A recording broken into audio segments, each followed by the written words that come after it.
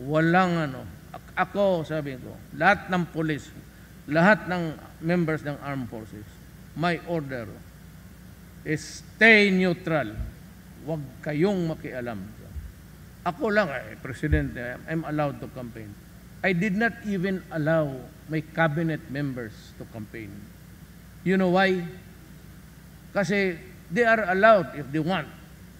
Problem is, in making the sorties out of Manila maybe, or going to the provinces, they have to spend.